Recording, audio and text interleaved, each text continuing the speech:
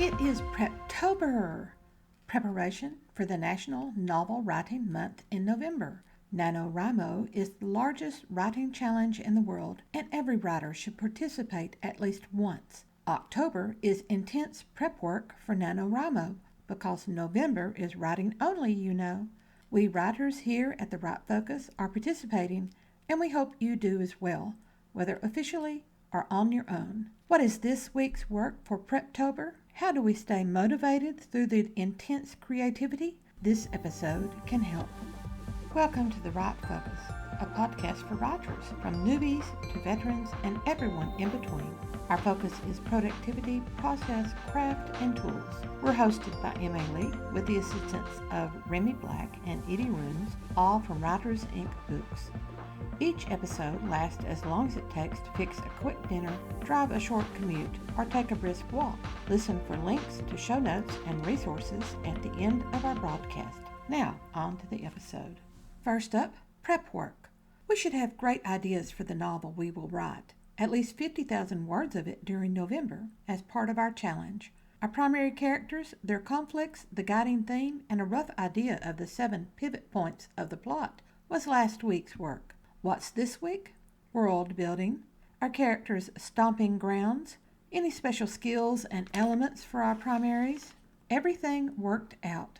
We're envisioning the world our primaries deal with. Links to our episodes for this week's work will be in the show notes. We need this prep work out of the way for November. To succeed at NaNoWriMo, we write 1,667 words per day. And from experience, I know we will have disruptions and distractions. We may lose up to 5 days, even when we are devoted. October and November require hard, intense, creative work, 2 solid months of it. What keeps us going through this intense work? Try this bit of inspiration from M.A. Lee, our host. That's me! It's called 13 Steps for Dancing to be a Writer. In this episode, we will have the first 6 steps. A former student contacted me about his great book idea. He wanted guidance on how to start writing. I texted back several long texts. I did spend teaching years telling my students much more information than they ever wanted to know for our daily lessons. I did the same thing with him, and I'm doing it with you. 13 steps in no particular order. Here we go. Step 1, just start writing. Who do you want to write about? What story do you want to tell? Just launch into an event with that character. You don't have to start at the beginning or the end. Whatever is swirling around, get it down. Once that scene is out, give a little thought to that character. People connect to characters they like. Develop a likable protagonist, a real person with honor and humility, dreams and goals, a bit of crazy wildness, and a whole raft of kindness. Don't forget to give that protagonist angst that can be overcome. Step 2, be certain of your peeps. The protagonist allies need to be likable too, especially since we might kill a couple of them off during the course of the book. Kill them? Yes, we can kill people off. You don't have to do that, of course. You can do whatever you want with your characters and stories. You can do anything. Isn't that freeing, the idea that you can do anything? You are in charge of your writing. You can break the rules or follow them. You can ignore people's advice and criticisms and critiques, or revise based on that advice and criticism and critiques. It's your writing. You're in charge. I want to say that over and over. No one else can write the book in your head. You do it. Start at the end, start in the middle, start with the second chapter, anywhere you want. Kill people off. Birth new ones. The only thing that matters is that your writing gradually forms a coherent story. Oops, how do I do that, you ask? Next dance step, please. 3, use patterns and models. And when you use those patterns and models, start adjusting them to your story to create a unique twist. The foundations of character building and plot structure are the same and have been the same for thousands upon thousands of years, since people sat around fires after the day's hunt and chattered about what happened and the stories, and made up legends. Every decade or so, new terminology will come out about writing, but the essence remains constant. Patterns and models are called archetypes. These are worldwide patterns, which means your audience for this story will be worldwide. For plot, use the archetypal story pattern, or ASP. ASP creates a roller coaster plot flow with suspense and tension built in. Check out Christopher Vogler's Writer's Journey, easily researched on the internet. That's an excellent resource for any writer at any level. Most of the new stuff about writing that has come out since Vogler's seminal book just builds on his source, Joseph Campbell, who built on Carl Jung. You can't go wrong with Jung. It's like the master-teacher stuff. 4 versions that I endured during 3 decades of teaching. The same information was repackaged to look new and shiny with lots of new jargon to make you think you're getting new until you look closely and see all the similarities with few minuscule differences. When I think of all those hours in meetings about the repackaged new ode that was pushed, let's just say I could have taken several long vacations every 5 years or so. Most writers talk about beats, which is built on Freytag's pyramid, that artificial constraint on story that was developed from studying finished stories. Other writers talk about using tropes. Warning, without a strong theme, tropes will create a mishmash of scenes. Whatever you use to develop characters and plot, write your basic story. When that rough draft is complete, then consider tropes and check that your story is following the beats. You'll discover that the archetypal story pattern not only kept your story on track, but also moving from beginning to end, even through the dreaded middle. Step 4. Be a pro with your manuscript. Before you get too far into the rough draft, set up your manuscript properly. It's easier to do at the beginning than waiting at the end. Format the manuscript just like you did for essays in college and high school. That means 1-inch margins, double-spaced, with no additional space between paragraphs, unless it's nonfiction. Use automatic wrap, which means that you let the words flow from one line to the next without your interference. You only hit enter when you need to start the next paragraph. Set paragraph indents at 0.25. Center your title and all headings. A handy little organizer for your manuscript is Styles on the home ribbon. Pick Normal for body text, heading 1 for book title, heading 2 for chapter titles. Hover your mouse over the style type and right-click to select Modify. You can change fonts and paragraph elements, such as removing the widow's orphan control. When you finish the manuscript, Styles will assist you in creating a table of contents. Under Reference is the table of contents, an automatic generator. Use page numbers for drafts. This will help you as you proof. When you reach your final copy, follow submission guidelines. If you're submitting to traditional publishers, find out the publisher's submission guidelines and follow them. Styles will ease any changes you make. For self-publication, use the submission guideline templates available from your online distributor. For example, ebooks at Amazon don't need page numbers, paperbacks do. Step 5. Be willing to lose control. If the characters grab your story and you feel like you're just along for the ride, celebrate. That's inspired writing. The angels have graced those words. Writing can seem like a real slog sometimes. Then we have those moments, minutes, hours, when the story takes hold, the words just fly. When we finish the session, we look back and realize we may need to flesh things out a bit, yet the ideas that appeared from nowhere are great. These inspired moments are gifts of the creative muse. Celebrate them. Never hesitate to change anything you've planned. The creative muse loves for you to plan because she loves twisting those ideas around and changing them. A plan gives her elements to work with. Create as detailed of a plan as you want, then willingly abandon it whenever the muse dances on. Then return to the plan when the muse releases you.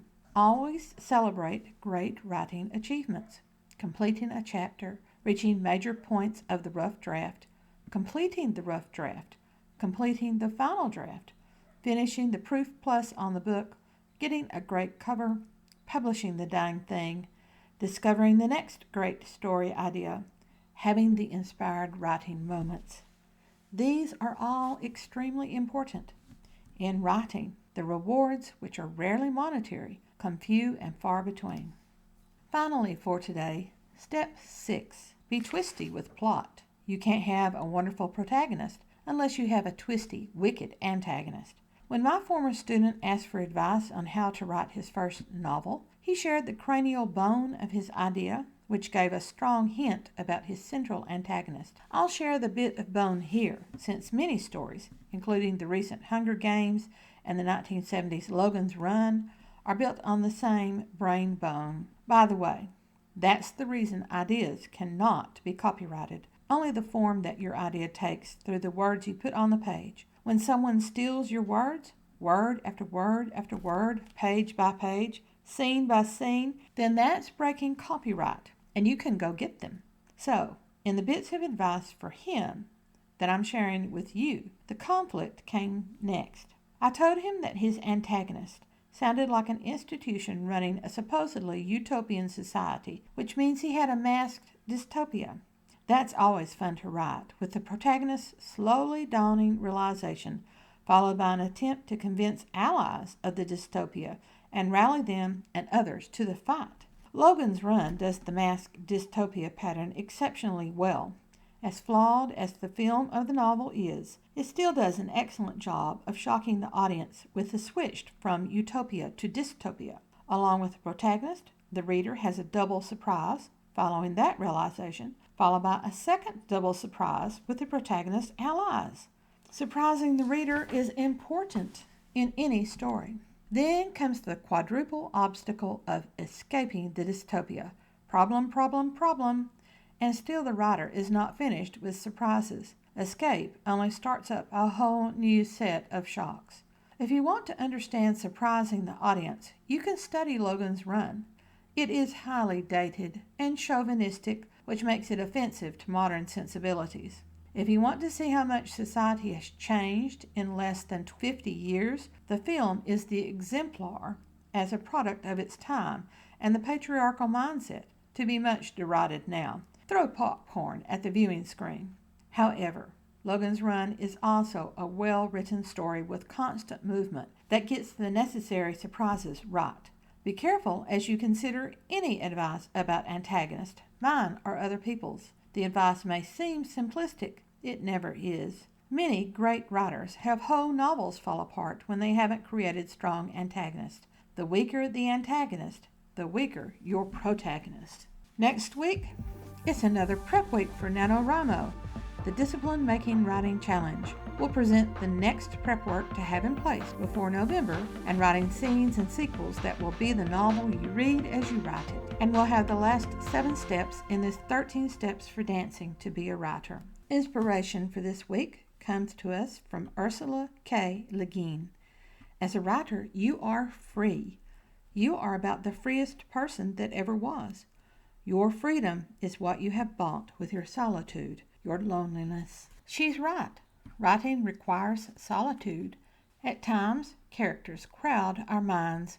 At other times, we realize how alone we are in our process. NaNoWriMo in November creates a community of writers working through the same problems at the same time. We can join in at gatherings, discuss our works in progress and problems with peers who understand, and participate in sprints. Nano can be great fun, unless you're surrounded by people who compete rather than cooperate. Here at Writers Inc. Books and The Right Focus, we hope you find a cooperative community. Thanks for listening to The Right Focus, a podcast for writers at all levels, hosted by M.A. Lee with the assistance of Remy Black and Edie Rooms, all from Writers Inc. Books. Our focus is productivity, process, craft, and tools. Show notes and resource links for these and other episodes are at therightfocus.blogspot.com. Our music is licensed through Audio Jungle. It's called Background Music Logo, created by Alexander Polishchuk, known on Audio Jungle as Plastic 3. The music comes in 5 different iterations. Write to us at winkbooks@aol.com if you have speculations, comments, or questions. When you find value in our content, share with your writing friends or write a review. We're small beans here. We don't have the advertising budget of the big peeps, and you can make a difference in whatever occurs. Write on.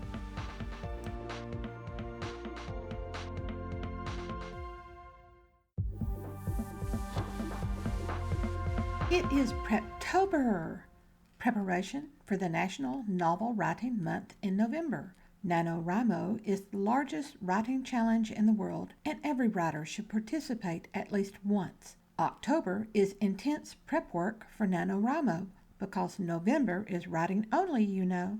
We writers here at the Write Focus are participating, and we hope you do as well, whether officially or on your own. What is this week's work for PrepToBer? How do we stay motivated through the intense creativity? This episode can help. Welcome to the Write Focus, a podcast for writers, from newbies to veterans and everyone in between. Our focus is productivity, process, craft, and tools. We're hosted by M.A. Lee with the assistance of Remy Black and Edie Runes, all from Writers Inc. Books. Each episode lasts as long as it takes to fix a quick dinner, drive a short commute, or take a brisk walk. Listen for links to show notes and resources at the end of our broadcast. Now, on to the episode. First up, prep work. We should have great ideas for the novel we will write, at least 50,000 words of it during November as part of our challenge.